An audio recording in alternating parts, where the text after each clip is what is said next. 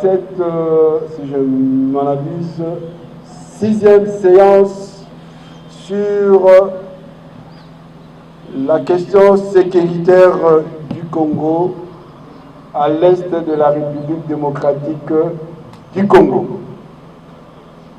Avant toute chose, nous allons nous tourner vers le Seigneur pour lui dire notre remerciement et après nous accorderons la parole au conférencier, le professeur Arsène Mwaka, professeur à l'université de Kinshasa. Prions. Seigneur notre Dieu, encore une fois, nous voici ici rassemblés. Comme tu nous l'as dit, si un doigt est blessé, c'est tout le corps qui est blessé. Notre pays est en guerre. Notre pays est agressé. Les filles et les fils du Congo souffrent. Il y en a qui sont tués, victimes de viols, victimes d'agressions de toutes sortes. Beaucoup d'autres sont pleins de chagrin à entendre et à voir ce qui se passe à l'est de la République démocratique du Congo. Il faut en mettre fin. Oui, Seigneur, tel est notre désir. Telle est notre espérance. Sans toi, nous n'y arriverons pas. Voilà pourquoi nous implorons ta bénédiction, ton implication pour bouter dehors tous les agresseurs, toutes les personnes épris de violences et de mauvais projets sur le Congo. Donne à nos forces armées le courage de pouvoir affronter l'ennemi. Sur cette situation de la guerre en République démocratique du Congo, nous devons apprendre à ne plus parler de la guerre de l'Est, mais c'est la guerre au Congo. L'Est n'est pas une partie hors du Congo. Comme on vient de le dire, si c'est l'œil qui est malade, c'est tout le corps qui est malade. Si c'est une partie du Congo qui est en guerre, victime d'occupation, victime de violence, c'est tout le Congo qui en est victime. Nous allons utiliser deux langues. On va utiliser le français et le lingala dans lequel je ne suis pas excellent. Mais j'ai vécu plusieurs années à Kinshasa et donc je pense qu'on va toujours s'attendre. J'ai voulu exposer mon bref exposé par ce titre, Ressort de la persistance de l'insécurité en République démocratique du Congo. Ressort de la persistance de l'insécurité en République démocratique du Congo. Je me pose une seule question. Pourquoi ça ne finit pas à l'Est? Pourquoi quand ça commence, ça ne finit jamais à l'Est et pratiquement dans tout le pays? Nalingi nalobela o etali insécurité na mboka na biso, mais insécurité yango tokotanga yango à partir ya est. Na boyi terme guerre. Po insécurité o ezali kuna ezali kaka guerre te. Lelo bomoni batu nyonso batelemi po bayoki ke bazoya ko bengana bango na pouvoir.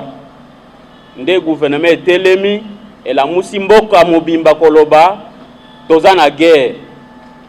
Mais banda kala batu bazo bomama, bazo violer batu, bazo sala bango mabe. Ça ne semble pas autant préoccuper notre gouvernement comme insécurité oyo ezo risquer koya ko benga na bango na pouvoir. Je ne démobilise pas les gens, mais na lingina la kisaka ke koloba guerre ezali ko tomber pe na erreur mususu ko kanisa que insécurité a eza kaka guerre ya M23, guerre ya Rwanda, guerre eutaka Uganda. Insécurité ezali na Est, insécurité ezali na Congo. Tout olo exposé nanga na kolakisa que ezali ko uta na ona ko benga système complexe de conflits et de violence. Système complexe de conflits et de violence. Na ko expliquer yango. Ezali eloko moko oyo bo sali bo insécuriser batu. Tout a dit que bolingi bo sécuriser batu, mais bo insécuriser bango eloko bolobi boko sécuriser na yango batu et insécuriser yango moko batu, et puis ba régime se succéder ezali ko changer eloko te bango nyoso bazo sala eloko moko banda Mobutu ti lelo bazo sala kaka eloko moko bakoloba tozali ko sécuriser, mais en réalité o batie comme dispositif ya sécurité yango wana mutu ezali kaka komema batu na insécurité nda na bengi yango na lopoto complexe, en fait système complexe de conflits et de violences. Je vais prendre un exemple. 1986 na lobi 96 te na lobi 1986 naza mwana naza na école secondaire tokimi tozongi na bandako balobi barebel bakoti na mboka wana naza na mboka Beni esika nga na botama tokimi 1986 sous Mobutu. Quelque temps après balase opération Rwenzori ezonga mbala ebele Rwenzori 1 2 tout ça babalusi et komi basokola banini balase opération ba commando a Mobutu baye bakati mitu ya barebel balakisi biso ke esili, mais esilité et continuer Kabila Lora ye abengani Mobutu insécurité wana ezakaka Joseph a remplacé papa na ye insécurité wana ezali Tshisekedi a remplacé aya asali promesse bokolia Noël tesa ke makambo esila ti lelo ezali ti lelo. Qu'est-ce qui fait que esila ka te? Et puis ce qui est sali net ko bomamoto muke okomona ya munene la muki ndenge M23 et la muki nini eloko esala ka bongo. Et donc je l'ai dit tout au long de mon exposé, toko retenir eloko munene ezali système complexe de conflits et de violences. Elingi kolakisa nini? Na gouvernance sécuritaire na biso ici à Kinshasa. Gouvernance na biso sécuritaire awa na Kinshasa. Eza na eloko moko ya manque de sérieux. Tozali na politique te oyo tokoki ko communiquer na batu. Koloba na doctrine na biso pona ko kamba batu. Biso Congo voici ba axe o biso to landaka soki muto asali boye biso toko sala boye to cha dispositif boye depuis que Belge a dessiné carte militaire na biso a fonction ba menace o ye azaki nango selo ba Angers ya ba 1885 a tiaki ba grande base militaire a fonction ya ba menace sécuritaire ya période wana to fanda on dirait ba menace wana esila et que biso na génération na biso na génération yaki ava biso ba menace etikala kaka yango wana ya kala o ezaki entre ba allemand ba britannique ba belge na ba français o bazaki ko bundela mboka na biso mutu na mutwazo wa mwa parti po mboko ezaki bilanga Léopold II po akatango munene boye baninga bazwa ndambu abetaki ba lobbying na ye de telle sorte que yati kala na Congo munene boye baninga bazwa mike. Ce qui fait que les raisons dessiné carte sécuritaire na ye a dessiné ango a fonction a koyeba ke tango mususu ba portugais bakoki kokotela nga a partir ya Angola na tia base munene na Mbanzangungu so ba meki to beti bango a tia base mususu na Rumangabo soki Allemagne alingia meka a partir ya Rwanda soki ameki mbala moko tokosala boye atie ba base a fonction ya ba menace sécuritaire azalaki na yango biso to hérité yango to fandi to ebike ba base ezalaka kamina ezalaka boye mais tina nango ezali nini ba menace nini ya sika oyo ezali ko salema oyo ezali ko senga biso to sala carte ya sika po tokota na yango siko tokota kaka na système que to fanda kaka ezalaka bongo soki mwa menace ezali to bengi ba commando ba uti esika boye bake ko calmer. Or il se peut que soki tozali kotala histoire ya mboka na biso ba victoire eza muke mingi to tikala ko gagner te à chaque fois que ba menace ezaki il fallait ko benga bato libanda baya ko intervenir ba français ba marocain Nations Unies ainsi de suite. Donc successivement na système ya défense na biso totiaki complexité o ezali que na gouvernance sécurité na biso nde esika mikonzi bazali koliela. Donc na budget okomona soki eza makambo armé balobi o wana bokoki koloba te bokoki pe ko contrôler te Jean-Baptiste Azawa bamekaki kuna bameka ko contrôler basali premier pa bakata deuxième pa balobi bo continuer te po système ezali tel que ezali ko leisa mikonzi na biso ezali pe ko leisa bato bazali ko provoquer insécurité ba décision bazali ko zoa que non yango mutu ko sécuriser mboka basali ba mixage basali ba intégration basali nini basigner ba accord pour na ko calmer yango wana kaka mutu ezali ko constituer ba cause ya ba conflit muso komona soki bazobuna balobi non to senga ba respecter ba accord nini ba respecter ono basinyaki boye mais biso mboka toyebi yango te bo sinyaki nanu nini to bande koyoka yango a partir ba accord à lemera ti lelo mutu abimisela biso eloko basinyaka eyebani te basigné na ba CNDP basigné na ba M23 ba resigné na ba M23 ainsi de suite ta mususu tokoyoka pe lobby basigné lisusu na système wana yango moko ezali ko entretenir conflit yango moko ezali ko entretenir violence yango moko système wana ezali ko financer même violence wana po système wana ezali ko banda awa na mboka na biso ti libanda eza na kati ba voisin baza na kati ba puissance mususu bazali na kati de telle sorte que ba dendo ya farce eza nde biso moko okomona menace ka ya muke e bandi ba tche armée mal à l'aise mais soki ba intégrer bato wana bazali ko tche armée mal à l'aise ba intégrer bango na kati ya armée leur menace mususu ekoya o wana bazali ko menacer armée bango pe ba kokoka lisusu te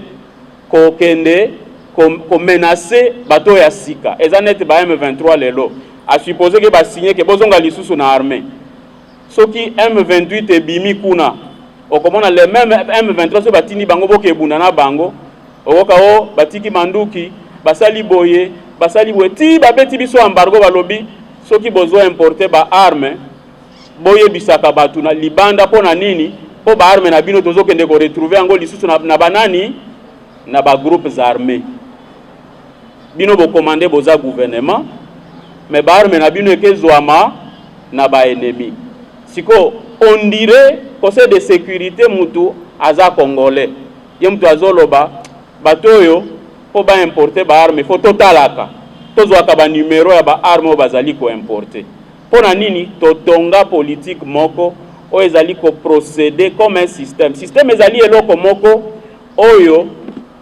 ba élément ezali ko composer yango soko simbi moko seko simbi système mobimba ezanet nzoto soki ozui ofini awa cerveau ko yebisa nzoto mobimba ke esui non donc corps ezo fonctionner net système obatie politique obatie eza tel que okokende ko beta M23 omoni bazongeli nde yo ba jeune ya Kivu ba s'organiser que tout royo en tout cas ADF akomone bazui ba machette bazui boye ba koti zamba nani mtu akwende ko attaquer bango ADFT bakopesa ordre na armée abeta bango masasi bakolia vrai mbuma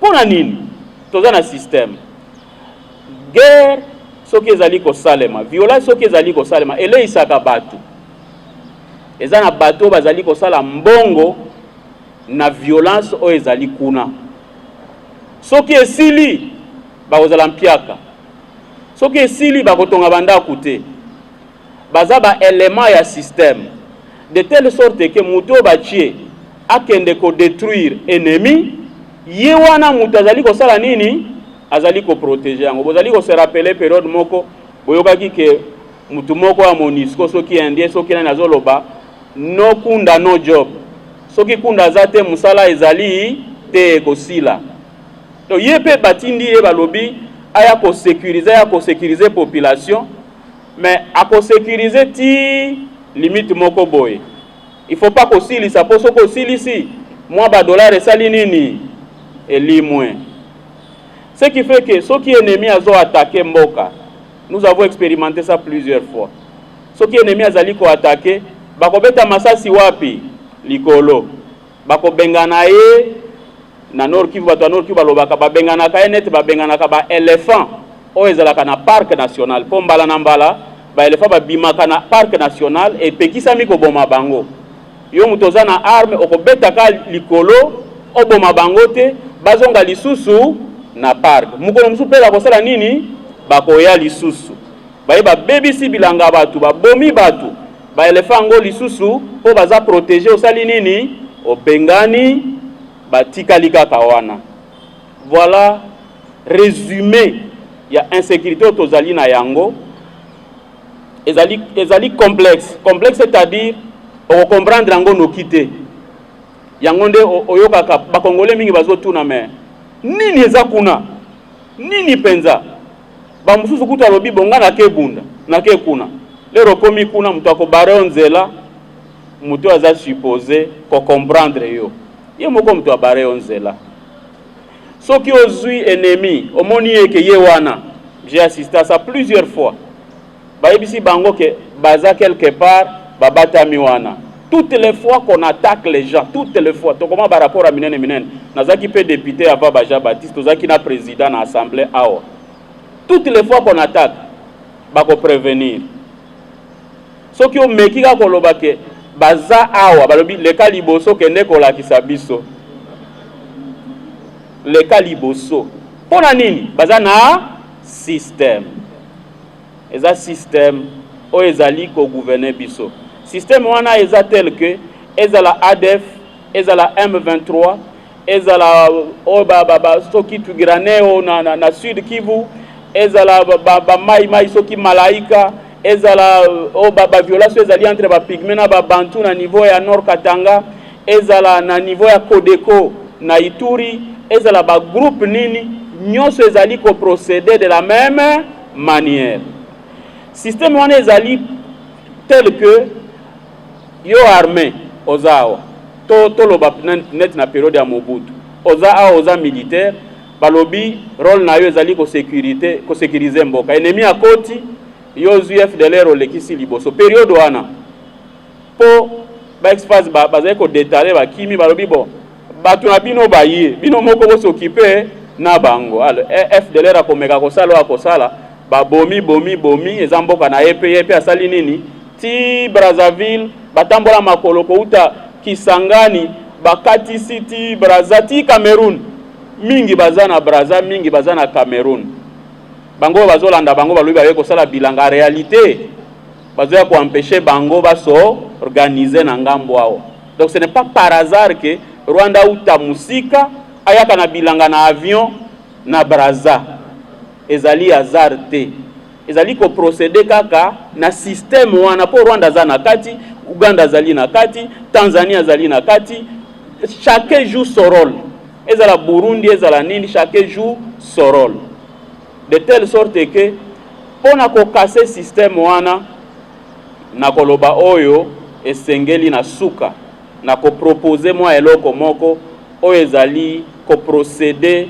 par effacement kolongwa na système wana tokoki kosala nyonso ta qu'on ne casse pas ce système to bandele loko ya sika, ce qui fait que mutu nyonso soki aye na pouvoir auti kaka na ba relation na ba Rwanda wana na ba Uganda na bato ba se succédant na pouvoir sans rupture, okomona kaka yepe akosala même chose. Yango nde ozomona ba réaction à lelo, ce qui m'étonne, les acteurs sont les mêmes, le terrain est le même, la tactique est la même. Place bakote laka ba M23 na eyebani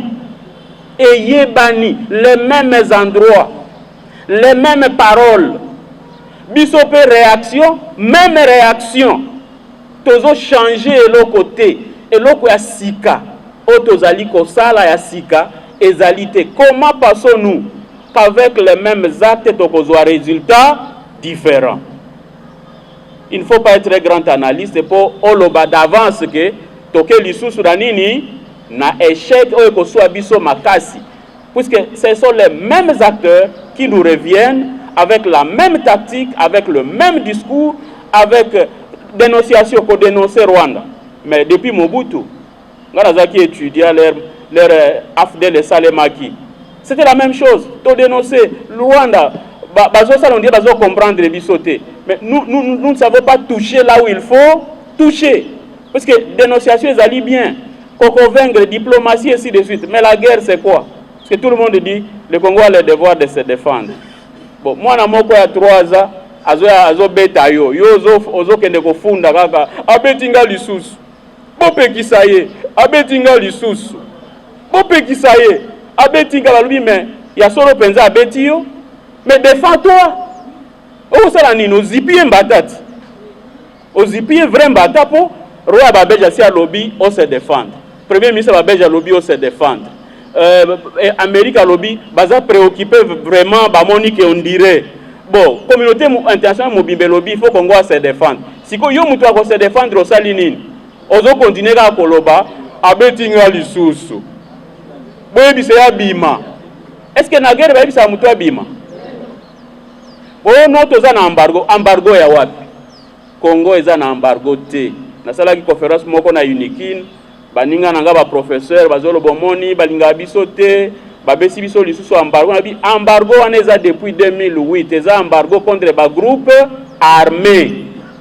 Bapekisi biso kosomba ba avion te, bapekisi biso kosomba ba minduki ya minene te, encore que na révision basali balobi pour ce qui est ya minduki ya munene to yebisa ta mutu te to kende ko commander kaka to ko yebisa ka communauté internationale kutu biso te mutu akotekela biso.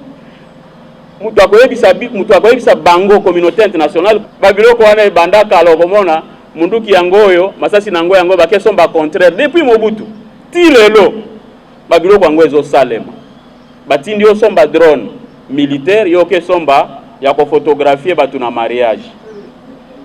Système complexe ya conflit na violence batu balielaka na kati yango moko emilie eleisaka batu pe balielaka na kati yango moko se finansaka po ezana ba biloko ebele ezala ba matière précieuse na kati ba or na biso ba kolta ba matière eza rapide ko exploiter na ko exporter ba voisin wana batia ba comptoir banda kala ba or na biso ekendeke Burundi banda kala depuis qu'on est enfant les gens allaient vendre l'or au Burundi.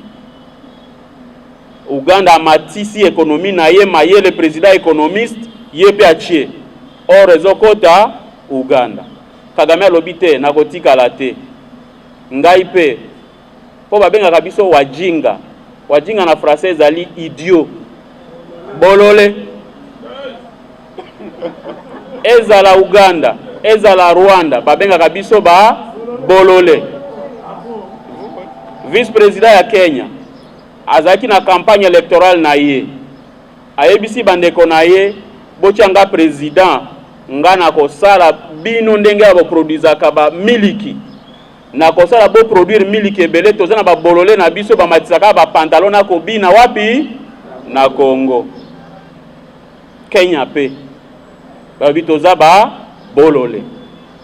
Donc tous nous prennent comme un marché. Bazali kozwa biso net marché. Soki bazo solola bakoloba biso tozana minoko ebele ya kolia mais toza na biloko ya kolia te. Bango bakolona bakoyela biso biloko. Le plus souvent, quand les gens parlent de nos richesses, je leur dis, le Nord Kivu, le Sud Kivu, le Nord Katanga, l'Ituri ne sont pas plus riches que le reste du Congo.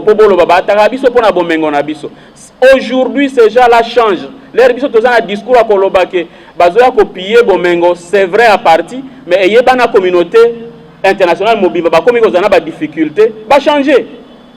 Donc bazoya sécuriser ba milieu riro na biso, place biso tolona kama desu, tobokola ba ngombe, bantaba ainsi de suite, ba memi guerre kuna. Botika la kaka bozala ba déplacer, c'est le vocabulaire qu'on utilise, bozala ba déplacer kaka na ba centre urbain. Et si ka eloko akolia ezate. Bango siko basali politique na bango ya ko produire biloko akolia. Wenzeza wapi na Congo? Mikolo soki ozoyoka ke au fromage à Goma, bon fromage un peu tout petit peu, mais misuni wana ya bien otolia kawana. Basosiso ya bien. Boyebi sike utaka Rwanda. Parce que ezala masisi baruchuru bawapi kuna nyoso nini insécurité. Bato wazaye ko produire biloko wa bien wana bango tu basali nini ba kombi bango ti na ba centre urbain. Siko chaque matin basi ya ba Rwandais bazo traverser petite na grande barrière na Goma. Ezala Bukavu même chose. Bazo ya na biloko biso to sali nini to sombi. Siko le Uganda lobby ngai makambo ko dominer ba Congolais na lingi yango lisusu te to sala nde business na bango nga na lingi penza ndenge na tonga économie na nga biloko ebele bango basombaka ndenge basombaka bie bazana ba dollar na lingi to sala bango programme moko ya nini ya makadam na relier Bunia na relier Beni na relier Goma ti ba Kisangani po soki bazozwa mituke kwe ya kate ainsi de suite menzela nzela ezapena moi ADF moko boyazo tungisa bango na tuna bango depuis kala na kota na silise loko wana balingaka te na mibeta nanunga moko ale ami beti ye moko ba atanda moko alokuta to sali nini to ndimi to invité ye est-ce que sili ba koti na système complexe ya conflit na violence ba profiter pe ko finga biso ya visa armée na bango eza pamba kutozo zonga tokomi ko bonde la bango pardon bozonga te oui pour l'air bakota ki première fois balakisa ki biso avant même ba annoncer à partir ya mboka na bango moko batindi ki biloko na ADF des morts et des morts oh biso nyoto tolobi mais on dirait ngala zeko loba kutu na ndaku soki omoni mbongo ezo bunga na ndaku bo soupçonner mwana moko ke ye mutu akoza la muyibi. Soki oza sage okosala nini opesi ye keset po soki ye akomi kesier mutu akoyiba mbongo akozala lisusu te ye mutu akobatela mbongo. Alors je me disais bon comme il est soupçonné être celui botike akota nanu totala eloko akosala po ba français bautaki ko formeler groupe moko ya ba militaire ya guerre ya montagne bazana unité spéciale ya guerre ya montagne basala kisko balingi ba expérimenter yango. Alors basali nini bazui unité wana ekota e akomeka ADF bango bazoya na mwa sport moko boye biso toza na kokufa et donc ils sont rentrés dans le système et jusqu'aujourd'hui ça ne marche pas puisque bazongi bakoti na kati ya système il y a pas eu rupture. Or rupture ekosale makuna na STT mboka eza dirigé à partir ya wapi ya Kinshasa. Ba commandant suprême baza boni moko. C'est à ce niveau que réside le vrai problème. Puisque toutes les politiques kokotisa oyo kobimisa oyo kosenga oboye kosala boye kosomba ba armes c'est pas tout le monde nécessairement. Niveau violence c'est comment il faut na niveau ya présidence rupture na politique l'équipe à 30 ans. 30 ans. Tozali ko sakana na ba voisin ti lelo ba komi ko wolo la biso na ko finga biso. nous sommes ridicules puisque nous avons fait une mauvaise gouvernance sécuritaire. Programme ya sécurité ezalité na bamboka nyonso ya mokili. Soki olingi komona politique ya Suisse, okota na internet, okomona ba expliquer yo comment ils voient la sécurité et puis bakosala nini. So lingi oye ba Afrique du Sud, okomona yango. Olingi omona ya États-Unis, ya biso ezalaka ezalité. Pona nini? Président c'est comme chance loko pamba. Successivement, à ce niveau, nous avons des soucis. Et donc, au niveau où il faut faire la guerre, et ça impossible.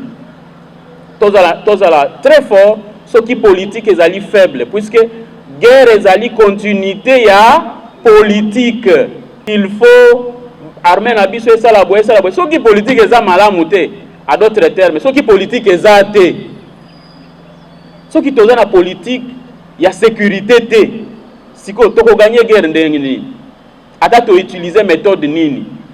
Donc, il faut quelque part que nous puissions nous ressaisir et essayer de nous poser de vraies questions sur ce qui se passe. Dans la conférence, on a lobby na Unikir, na sala ki yango na gare kuna na fondation Seidel, na lobaki si on continue à se comporter comme on se comporte, bobimi na balabala, bozui machette bolekisi, hein, et puis bosali boy. M23 tozo pesa un discours à kokoma awa. Nous devons changer et faire la pression là où il faut la faire. Il faut faire la pression là où il faut la faire. Pression et kosala mana oyo akosala guerre. Celui qui fera la guerre s'appelle le président de la République. Bozomona na Ukraine. Soki bazolo ba guerre balakisaka nani? Président na bango. Siko biso balakisande ba militaire. Général Ekenge azoloba, nous sommes attaqués, ainsi de suite. Ça signifie que politique ezali te.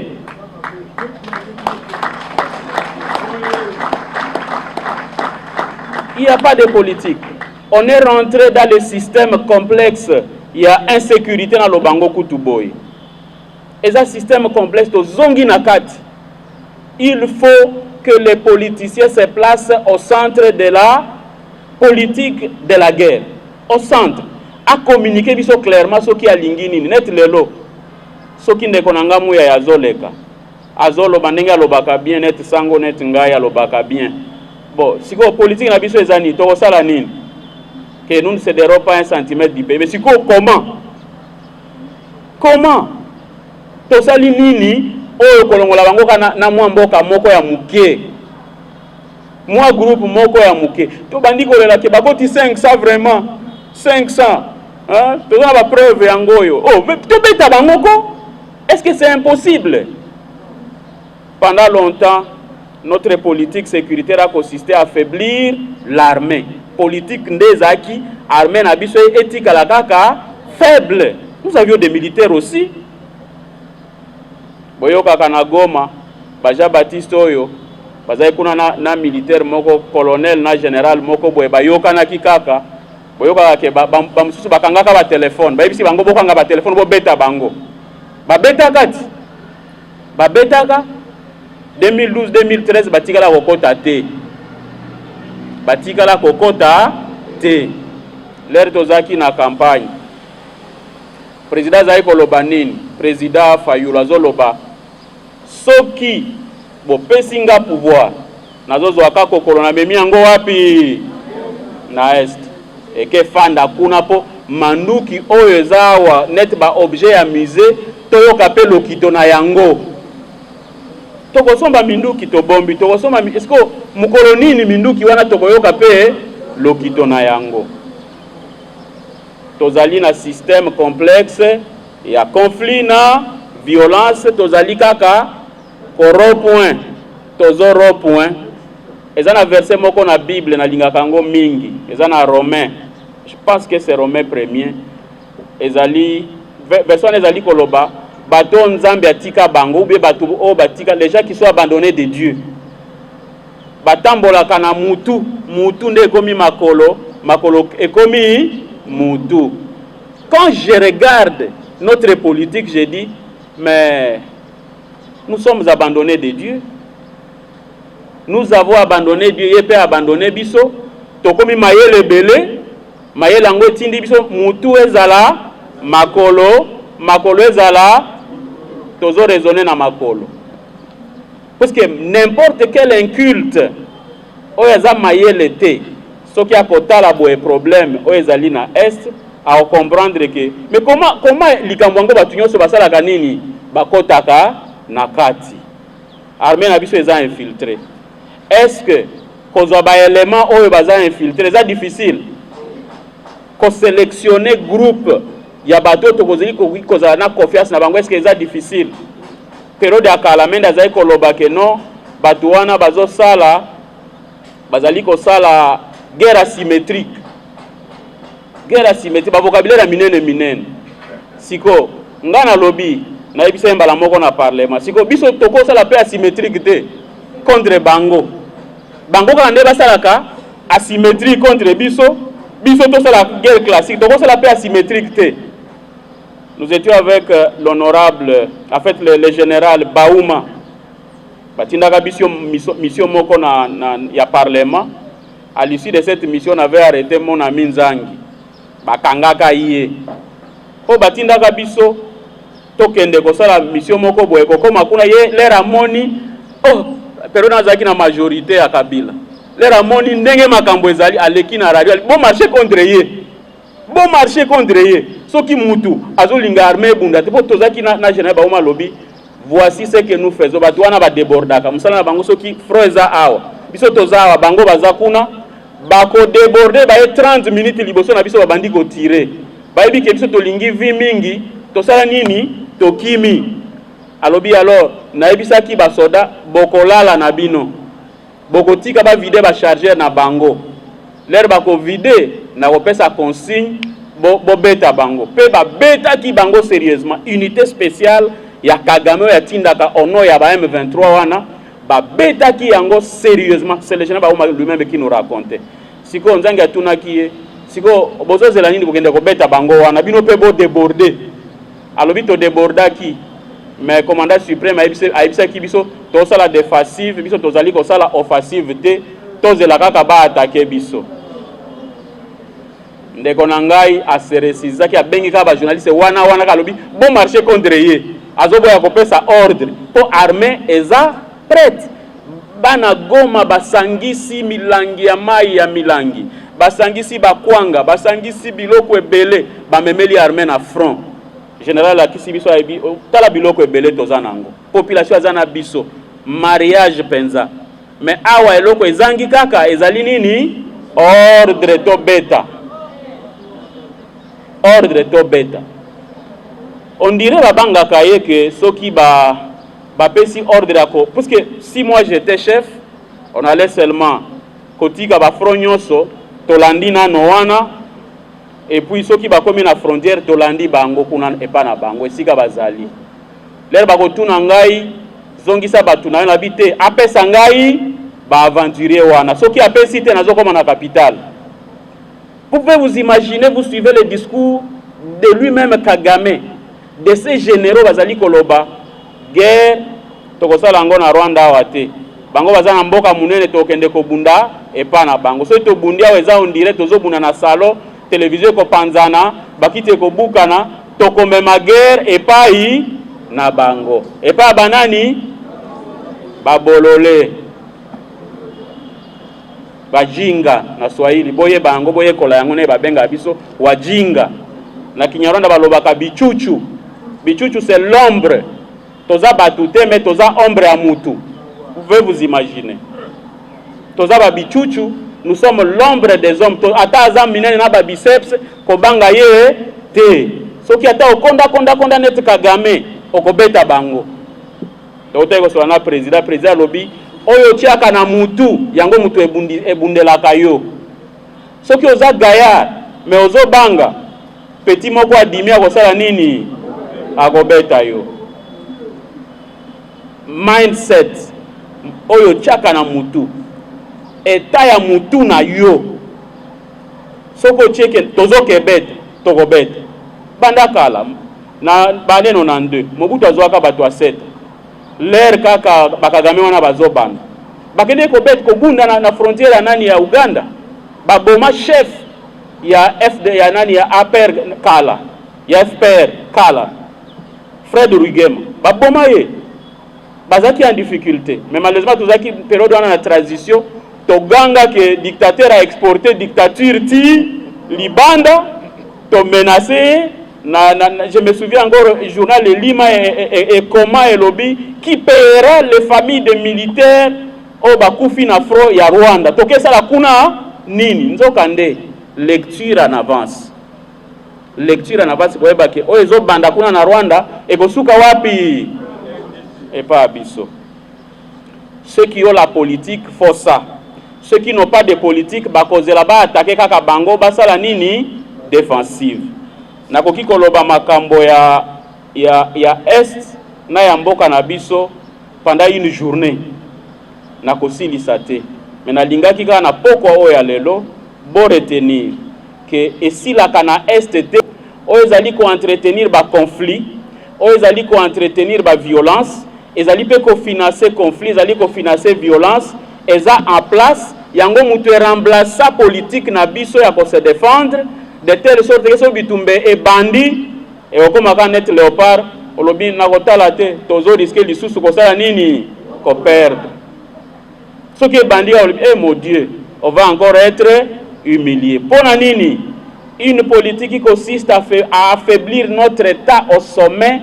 Eza à place depuis Bamboula et Belé. Politique wana ezo continue alors que le régime s'est renouvelé.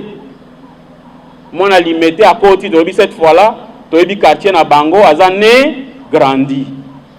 Asala eloko moko ya différent, yepe à côté na nini na système. Akomi ko benga Kagame nani. Donc on espère que ako fâché, dose la fâché, hein, l'air ako fâché, tout le monde a sali nini à traverser. Faut traverser pour casser le système. Puisque le Rwanda aza à la fois alingi a dominé biso politiquement, mais au même moment azo la paix marcher. Dera yoki ke bako sala nzela na Bunagana, bako tia makadam, Uganda ko banda ko yana biloko na ye aza élève ya Uganda Museveni aza élève na ye pe kuna zolo na zo sala politique aza na politique na kombo nango 2020 acha politique na ya 2020 akoma net Singapour sur chaque eloko asali eloko a mayele il répond à chaque question pour sa politique biso tozali na politique te toza auto du jour makambo nyonso auto du jour kwa luzolo donc soki nzambe te mbele Congo ezate puisque politique ya ko diriger mboka eza la politique ya environnement eza la politique ya mbongo eza la politique ya défense eza la politique ya eloko nyonso ezali te soki okuta une politique publique okuta ngona ba ministère ya santé mundele mutu asenga kikenga na ye ko intervenir na okosercose bosala mwa politique moko boye na ba objectif tout ça na ko tia mbongo lera tia mbongo soki mbongo na esili programme wana pe sali nini ekufi okuta na ministère biro moko ezala climatisé o ba entretenir lisusu te eza na ba ordinateur bato bakoma décourager alors que ezaki biro moko ya bien eza po ba imposaki biso politique publique moko na kati o eza na ba objectif na ngolere ba atteindre ba se retirer net o ya fulu ya Kinshasa ya Union Européenne ba yaki awati bazo komba bazo sala boye bazo pesa mukolo bakataki pe esili. C'est ça l'image de notre pays. Tokosala nini po esila pour conclure pona Naomi Sabatute ba epsa kinga minute te. Tokosala nini po eloko wana esila. J'ai dit ceci, il faut concevoir une politique de puissance étatique. Politique de puissance étatique. Tout développer Congo de telle sorte que politique nyonso tokosala na Congo est la politique ya puissance ya l'état ya mutute politique de puissance étatique to s'affirmer comme une puissance sur tous les plans. Politique de puissance étatique, ezali ko supposer nini ya liboso des autorités patriotes et compétentes. Bakonzi bazala kolinga mboka, des patriotes, bazala pe compétent. Batoyo musala bango ya na vie, musala ya liboso basali na vie, ezali chef de l'État ata osali nini. Akosala eloko te. Ata osali nini. Musala ya vie na ye, ya liboso ezali chef de l'État.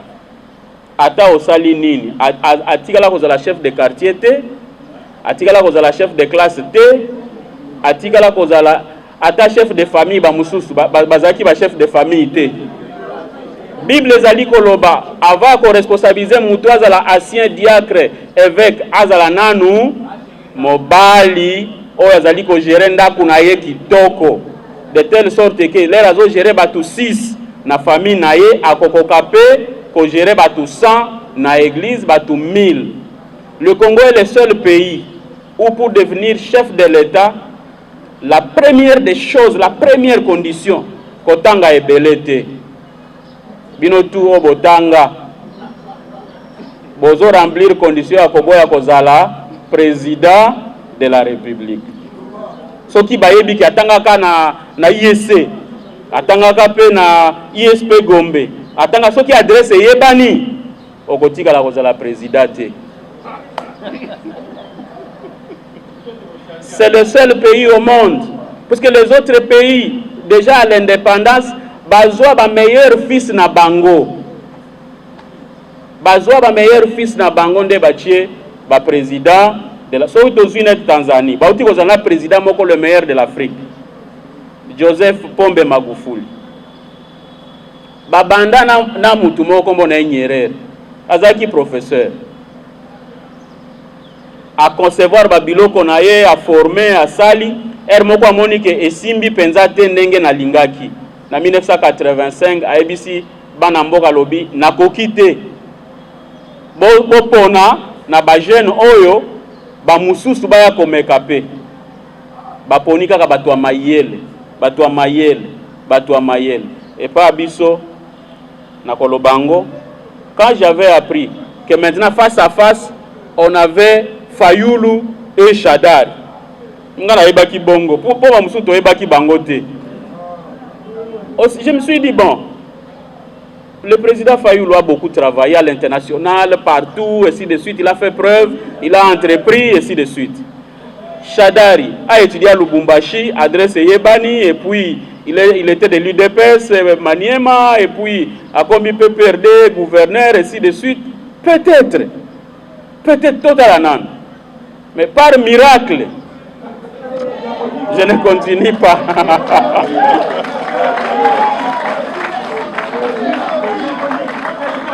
Nous avons besoin des autorités patriotes au Balingi Mboka, au Yakoki Kondima, que to beta Rwanda na ko traverser, l'air bakoyebi sangana reculer na koyebi sabango bozelanga na lae. Bozelanga na lae, nazo beta nanu soki na silisi ko beta. Après, boke melisanga miliki na ba prison na bino na droit de l'homme na lae. Po prison ngo eza penga imingi te.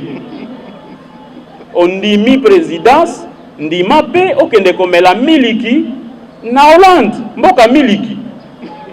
Pour prison miliki ozobo yango pona nini. Tokozala humilié jusqu'à quand? Je disais aux gens qu'en 1986 nazaki na ligablo na ngai. Ba commando ba bimeli ngai. Ba bisinga petit na esprit ya bien, pesa montre na yo nazaki na moi montre na ngai ya disco petit commerçant ya quartier te. Nazaki na montre ya disco. Na longo ya bichango wao na latisie ceinture nazai na ceinture ya kitoko na latisie alobi petit sucre na yo wana chango na poche oyo petit savon petit babazoka wana chango koto ainsi de suite alobi petit na ibio alobi te vieux na sali yo mabe te vieux alobi petit senga merci na lobi merci vieux 1986 j'étais petit yango na bandi ba cheveux blancs eloko wana eza kaka ti lelo ekosuka ndenge nini. Et donc, il nous faut mettre la sécurité au centre de tout. L'air tozali koloba, to analyser en quelle est la portée, comment ça va retentir à l'extérieur. Donc la sécurité doit demeurer au centre de toutes choses. C'est ce que j'appelle la politique de puissance étatique. Il n'y a rien qui est posé au hasard. Mais puis tout a dit qu'on zamboka autour du jour, au rythme du pays. Kakaboui. Maintenant, est-ce qu'on peut réussir dans ce qu'on n'a pas préparé? Est-ce qu'on peut réussir dans ce qu'on n'a pas préparé? Est-ce qu'on peut réussir dans ce qu'on n'a pas conçu? Première étape, deuxième, troisième, quatrième. Quand il n'y a pas de rationalité, il n'y a pas de politique et il n'y aura rien. Troisième élément, les armées, police nationale, service de sécurité. Il faut qu'on réponde au Bandela. Il faut recommencer. À 3 ans, on était capable de commencer les choses. On était capable de former des éléments. On était capable d'exfiltrer. On va s'infiltrer. Parce que ce n'est pas compliqué. Vous vous rappelez de Mobutu, non?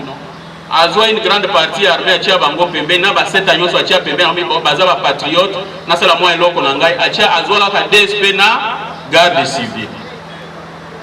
Pendant quelques années basalisa qui est-ce qu'il est impossible pour nous de concevoir des unités spéciales oyo ekoki osalisa biso pour casser système oyo? Pour une fois bayoka ke Congo alingazo wa Kigali pour une fois communauté mobimba internationale et s'est mobilisée pour pekisa biso.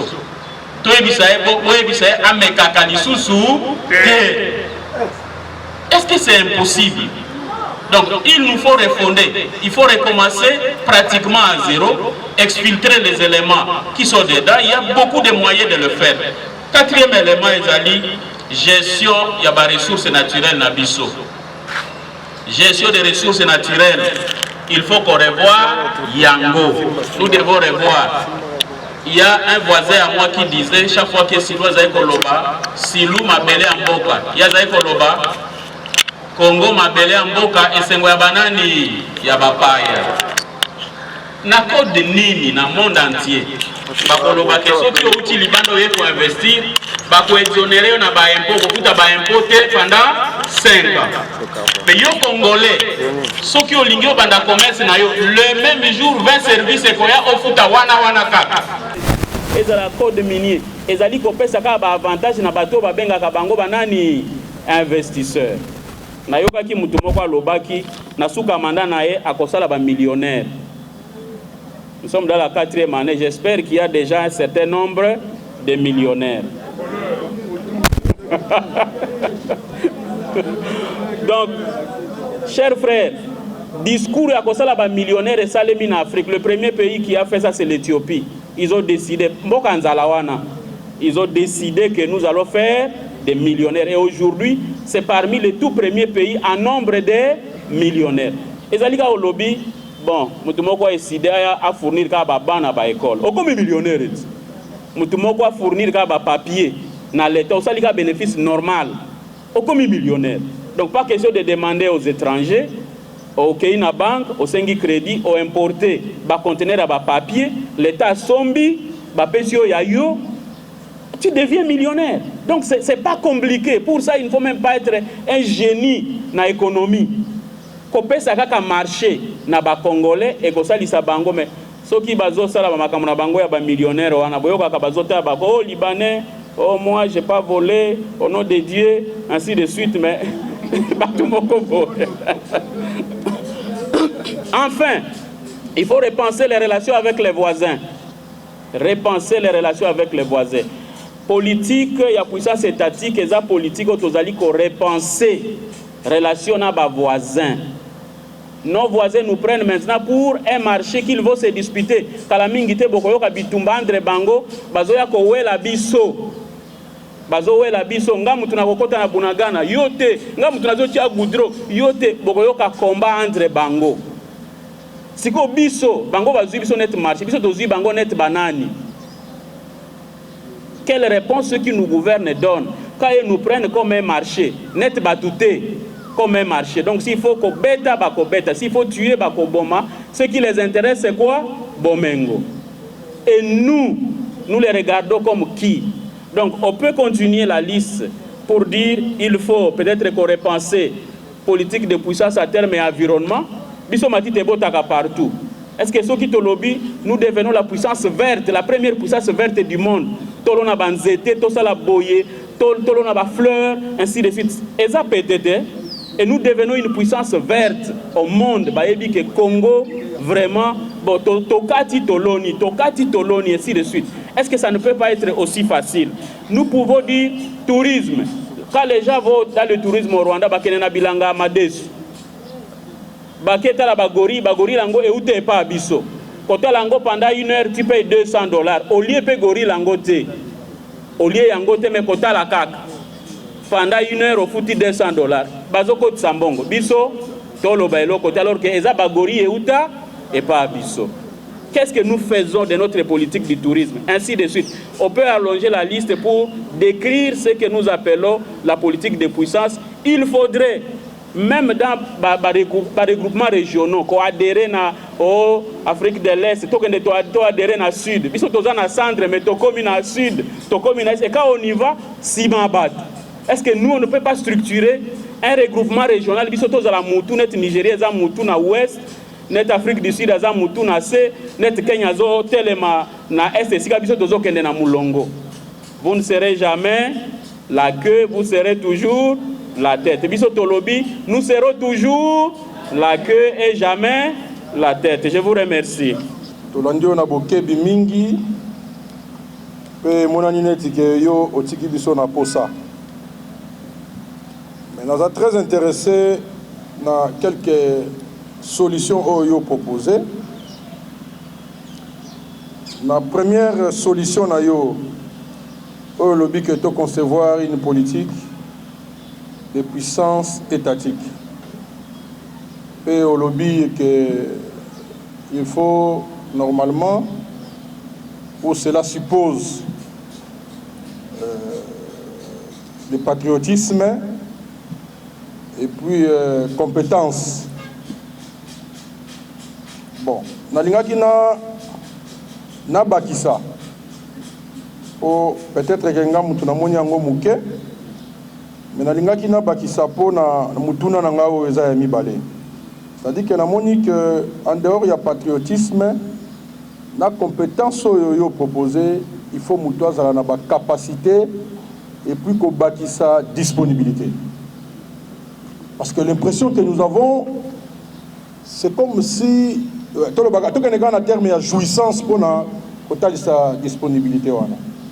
Yango siko etindinga na ko bakisa wana soki okondima yango ndenge na bakisi wana na tuna mutuna ya mibale.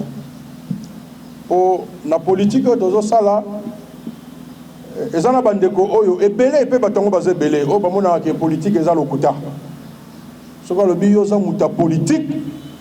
C'est-à-dire qu'il y a un alors, Nalingaki Natuna en tant qu'enseignant,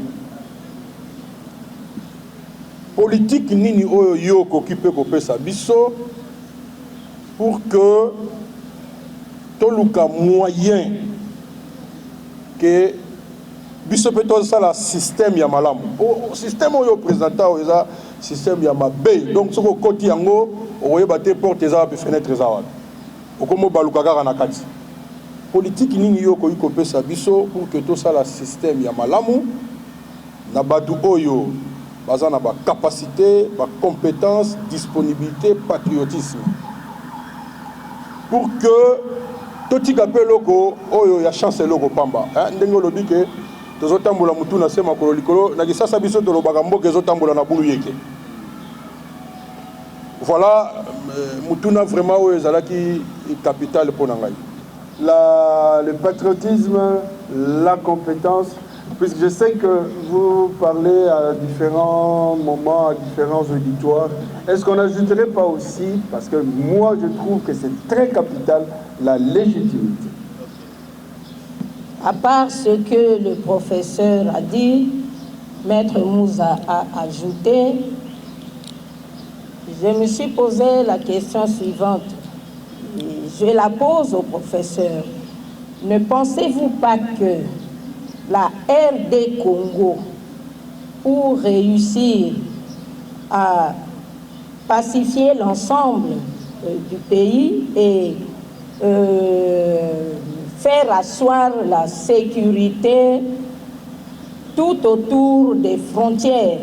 La fois passée, je l'avais dit, nous avons 9 pays frontaliers et chaque pays a sa culture. Il n'y a pas longtemps, nous avions suivi le président du Tchad qui a dit pour le problème du lac Tchad qui est en train de s'assécher, il y a de l'eau au Congo, vouloir ou pas, ils viendront chercher de l'eau au Congo. C'est comme s'ils nous avaient déclaré la guerre pour l'eau. Mai ya pamba, alobia koya kozwa tolinga te, ya koya kozwa mai. Basusu pe bazoya kozwa oyo balingi. 9 pays. Alors, monsieur le professeur, vous êtes enseignant, vous avez dit qu'il faut que l'on développe des stratégies. Ne pensez-vous pas qu'en RDC, il nous faut des modules, il nous faut l'enseignement, qu'on nous enseigne comment faire face aux velléités des 9 pays frontaliers que nous avons. On peut utiliser l'enseignement, l'histoire du pays, ça ce sont les professeurs qui nous la donnent, et puis la culture, pourquoi pas. Naniakina tuna mutuna lokola ça fait un bout de temps tozolobela guerre ya est nandenge pe intervenant lelo ayeko bakisela biso eloko abi malamu tolobela insécurité. Tant tozolobela insécurité na guerre, cela suppose qu'il faut tous en armée à makasi, tous à la peine en logistique. Mais il y a quelques jours, dans la réunion Conseil de sécurité, un certain nombre de pays avec à sa tête États-Unis d'Amérique, basé une résolution qui est RDC à Gogosoma armée. Vous, en tant qu'intervenant aux autres de la Macabria Est, lecture d'une nos salis pour la résolution. Yami Balé, oui, Yami Balé, n'a eu qu'une exposé dans le but que non. La communauté internationale dans son ensemble, le but que non, la RDC doit se défendre. C'est-à-dire se défendre face aux agresseurs. Mais pour se faire, lire tout le bas en français, il faut une armée capable, il faut tous aller dans la logistique. Si vous devez vous prendre en charge. Donc, se prendre en charge, comment nous défendre. J'ai dit et je vous remercie. Par rapport à votre exposé de ce soir, ceci me permet de vous compléter au regard du roman du professeur Tsongo Tsongo. Je m'appelle M. Limputu Kalumba Kayeke, secrétaire exécutif provincial de l'ECD Kasaï Central.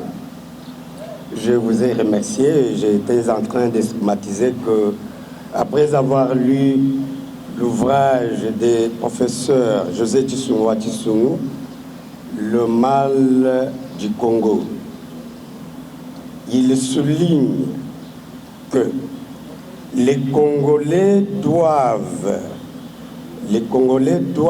appliquer la politique de la vérité.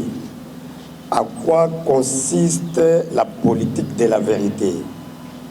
Celle-ci consiste à dénoncer les valeurs négatives et opter des valeurs positives qui contribuent au développement de notre pays.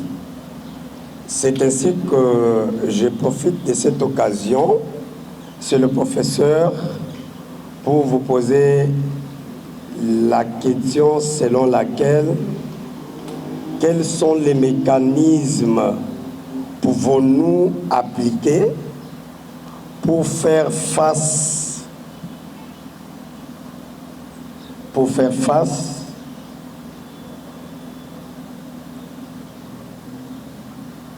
aux puissances étatiques, parce que nous constatons que ceux qui sont au pouvoir, par moment, ils utilisent tous les moyens pour effacer la vérité. Je crois, pour être bref, c'est ça ma question. Je voudrais dire que mon exposé n'est pas complet. Nassali exposé à Mbangu, je pouvais encore m'étendre sur ce que j'appelle la politique de puissance étatique. Et donc, j'accepte que quand on dit qu'il faut être dirigeant, patriote et compétent, cela suppose que vous êtes d'abord légitime. Au Ibaki pouvoir te, batunde ba vota kiyo, et loko mususu te. Et donc, ça c'est la première, le premier préalable. Et donc, je continue à dire que c'est dommage que dans notre pays, nous soyons dans une démocratie violente, démocratie truquée, qui peut générer des élites continuellement illégitimes. Et donc, c'est regrettable. Alors, Maman vice-présidente à Lobby, il va falloir peut-être compléter aussi par l'éducation civique, l'éducation politique. Je l'ai dit, un dirigeant compétent, c'est un leader. Azali Motali Sinzela, Yemutwaleka Kaliboso, c'est un leader exemplaire.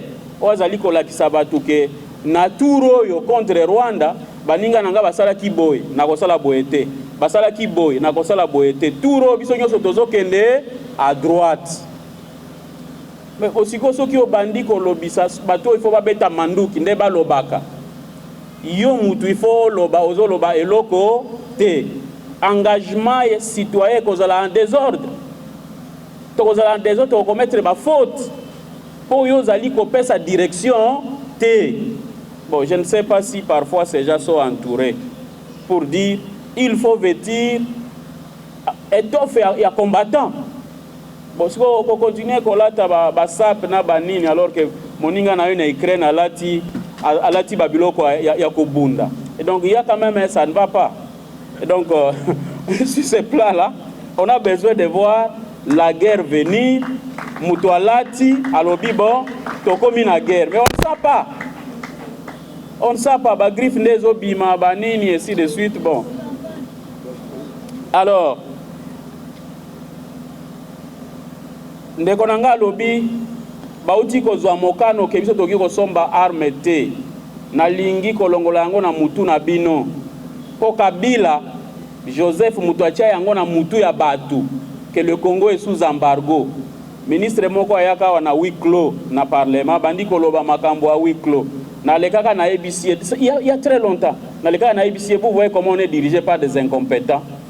Tout un ministre de la défense à Zolobatoza sous embargo. On n'est pas sous embargo. Embargo au ezali à titre nango eza embargo contre les armes au Congo, ezali contre les armes du gouvernement te, ezali contre ba armes ya ba groupe armé. Puisqu'on avait remarqué sous Kabila Laurent que Kinshasa était en train d'armer les groupes armés.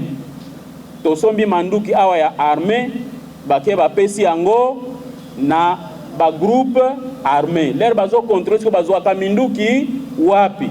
On trouve que ce sont ceux-là même qui doivent sécuriser, qui insécurisent les gens avec les armes.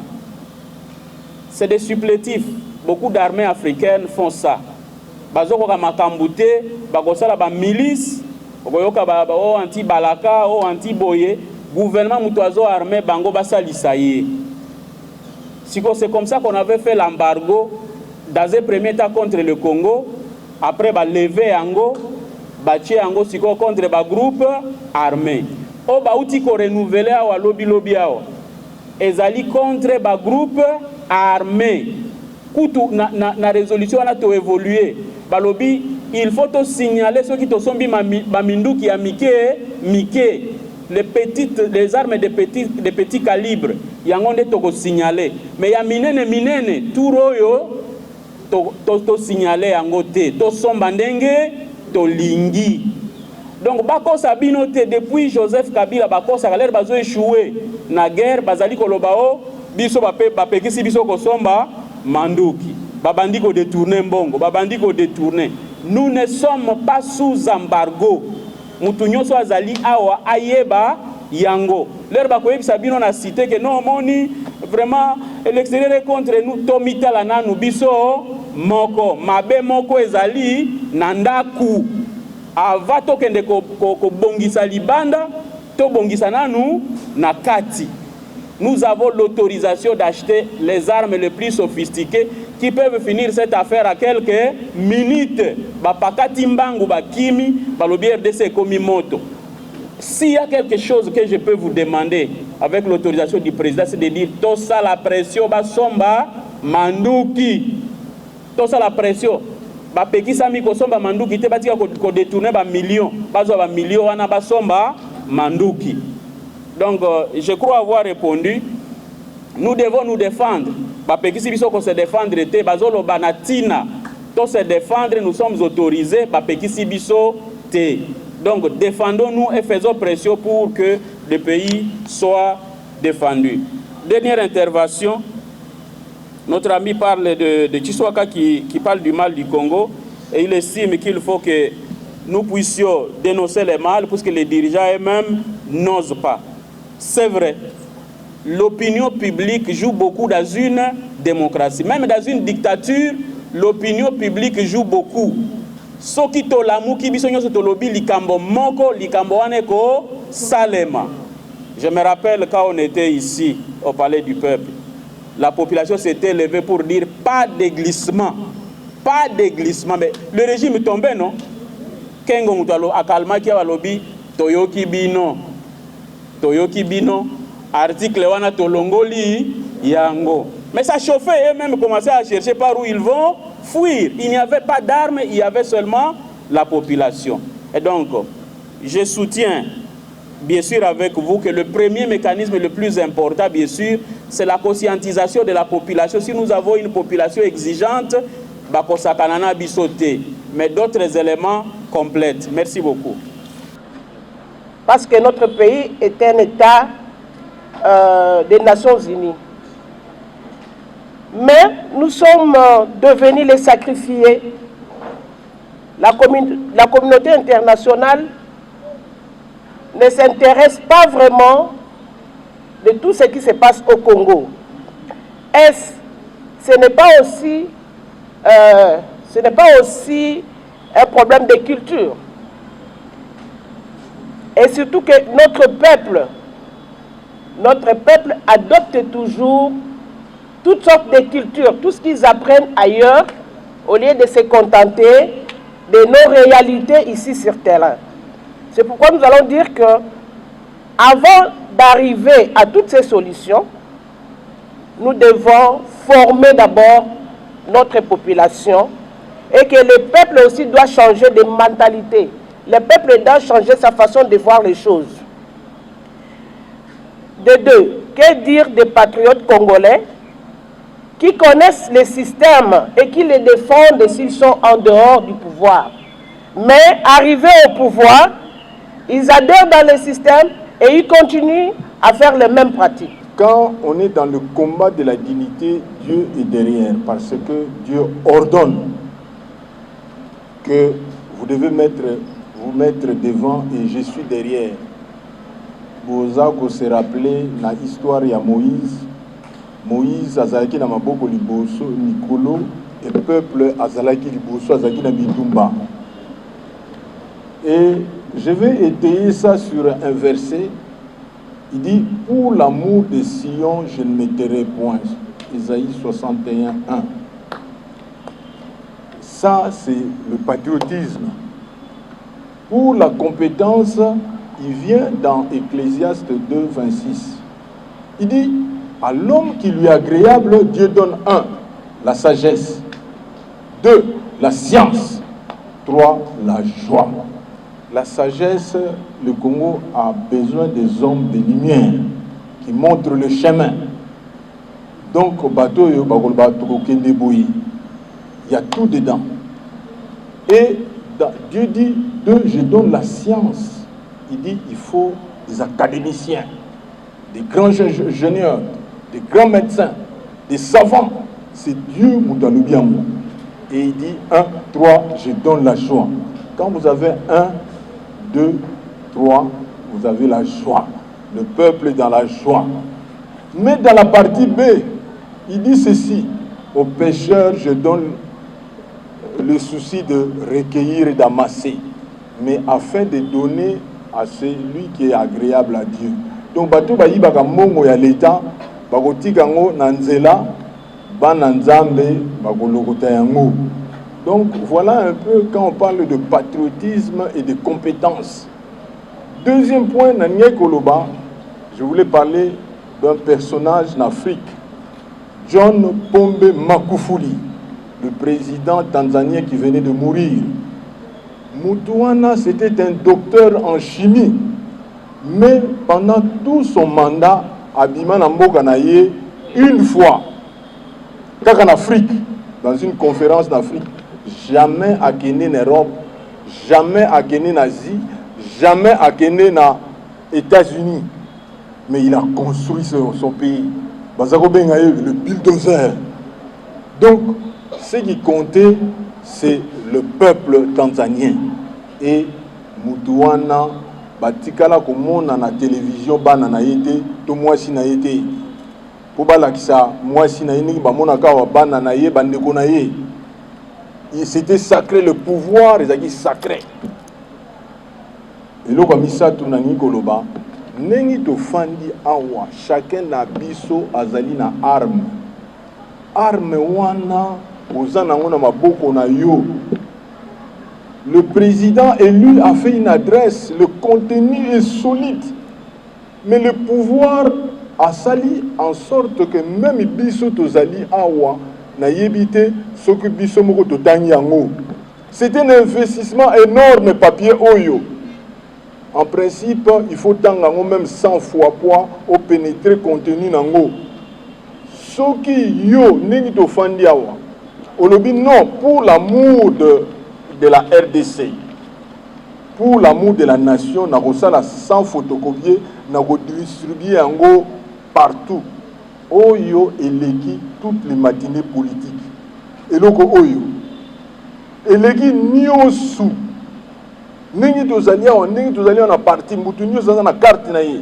Alobi na koluka même 1000 francs, 2000 francs na kosala ba photocopier na ko distribuer yango partout. Et loko yo et puis renverser makambo mingi, c'est un investissement énorme. L'adresse du président il y a 30 juin. Donc bozali na bibundeli na maboko na bino mais boye bien hôtel bundeli ya solo ezali mutu.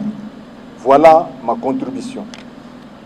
Balobi pour président to voter président na biso moko a comme président de la République il faut coopérer na ba mindele soki asali politique na ba mindele te ye moya comme président ezate admettons biso na 2023 to voter président Martin Fayulu nde to salaki na 2018 ye pe akokende kosala politique na ba mindele pour comme président ou bien akosala nini yo limbola biso nanu na eloko wana to comprendre vraiment eza vraiment pas si souci mingi na mayema so uti kolobao mais akosala nini po ye pas comme président de la République parce que ye aza mutatanga po comme président wa okotanga te totali ebele depuis ba président na biso ebima président atanga ezate tozwa Mobutu Kabila et tout le monde là personne mutu moko te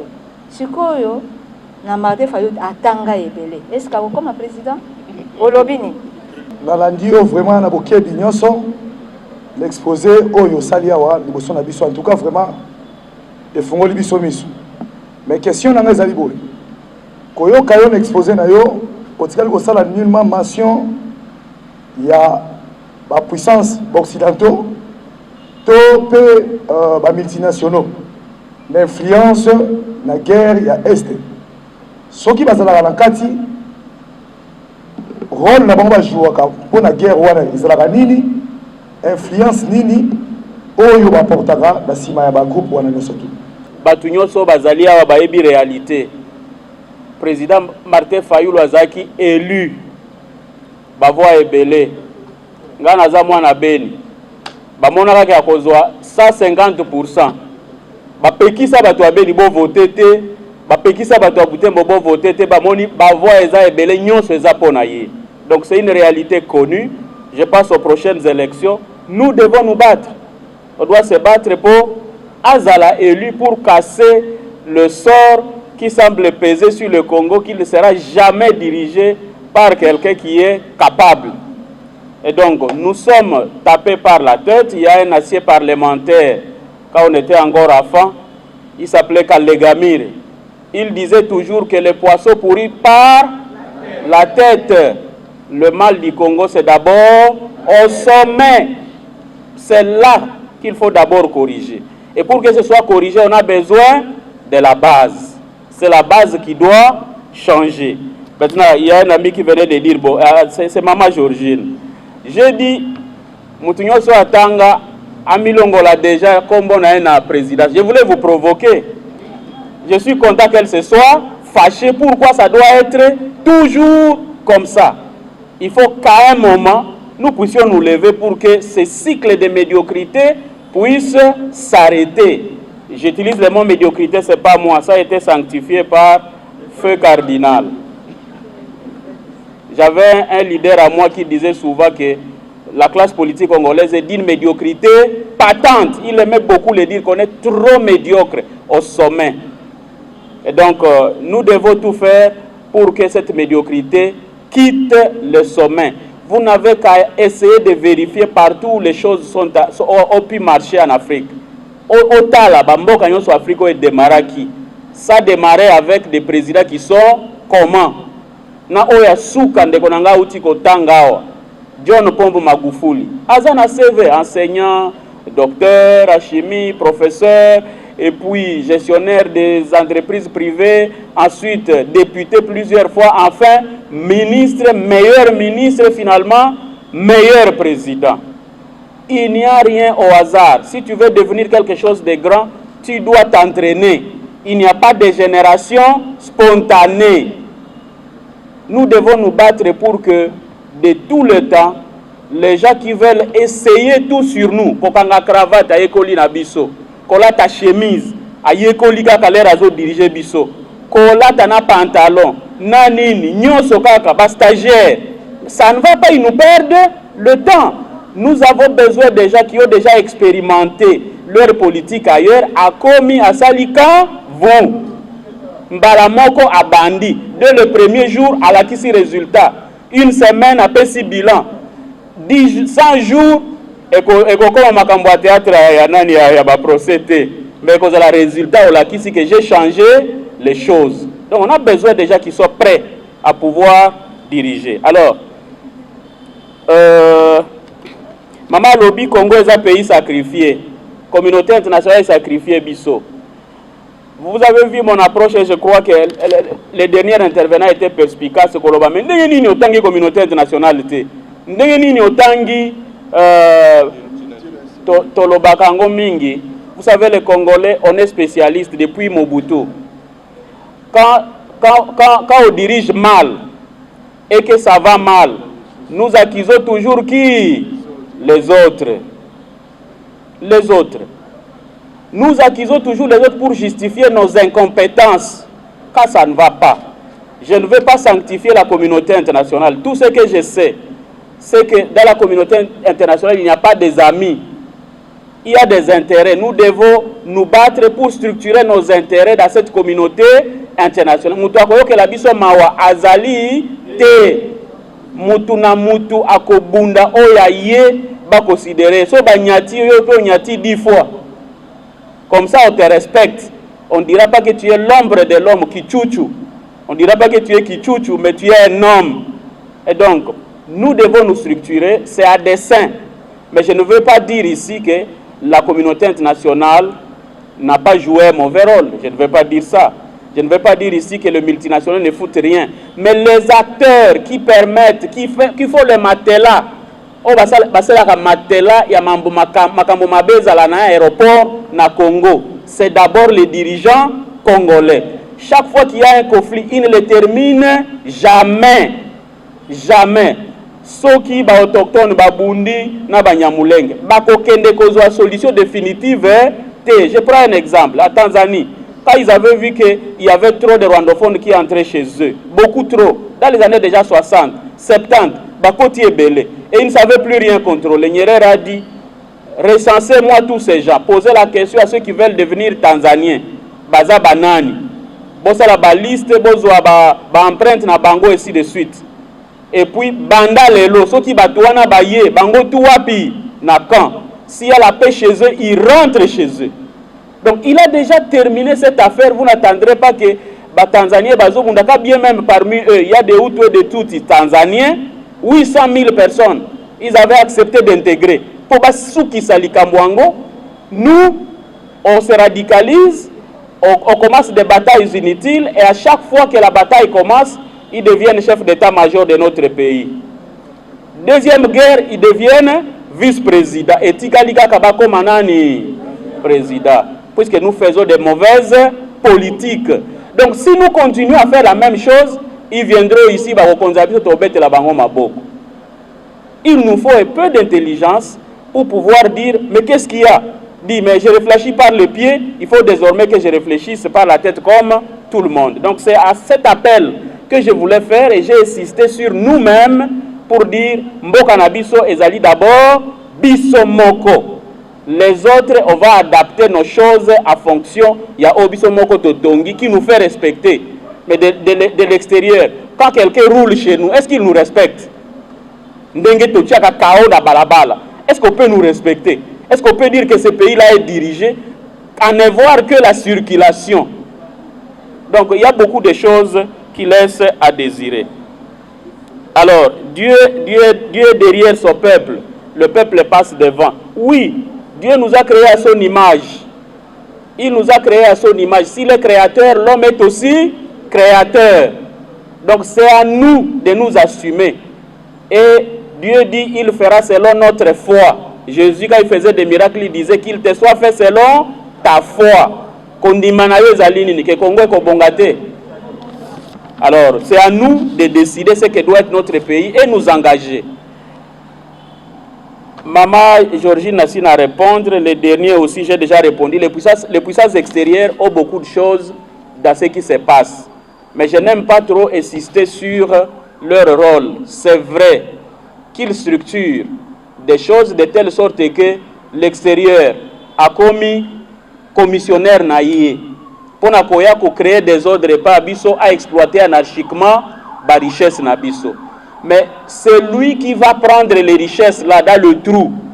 Ce n'est pas l'étranger, c'est nous-mêmes les Congolais. Nous-mêmes on se structure. La structure à Mouyi, Biwana, dans une position, dirigeants politiques, et ainsi de suite. Et puis finalement, nous devenons des voleurs et nous détruisons notre propre pays. Et on va nous le ravir comme ça.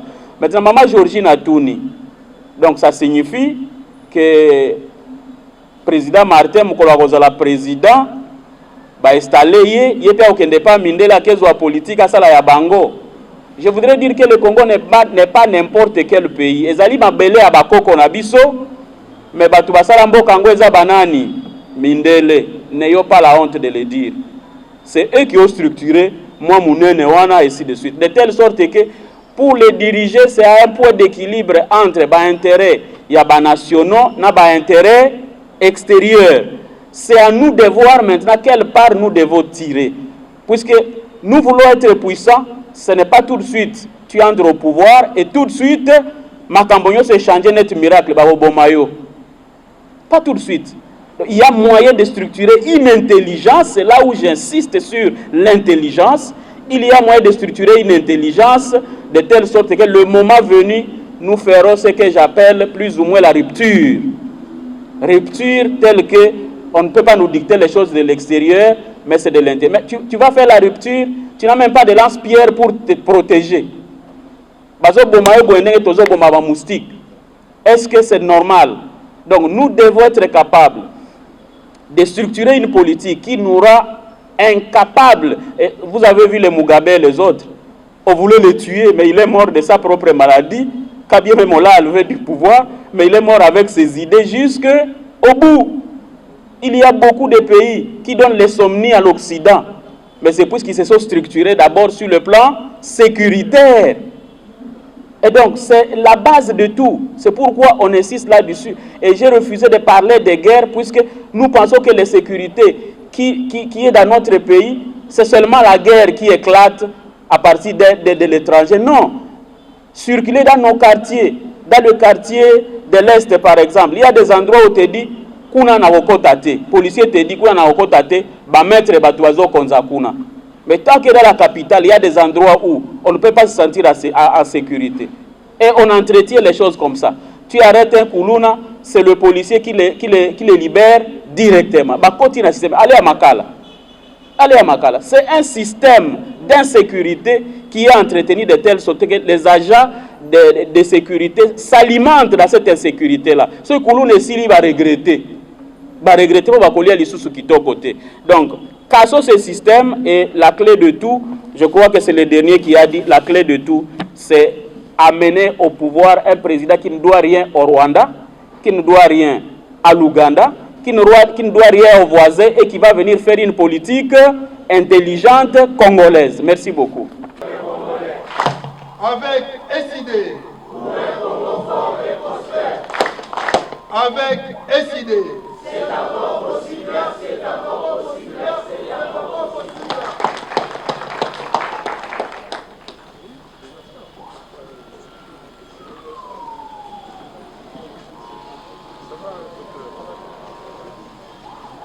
Le bureau national universitaire pour la sera étudié.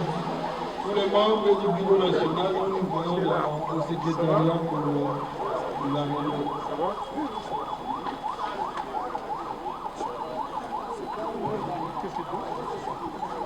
Je ne pense pas qu'on fait les choses.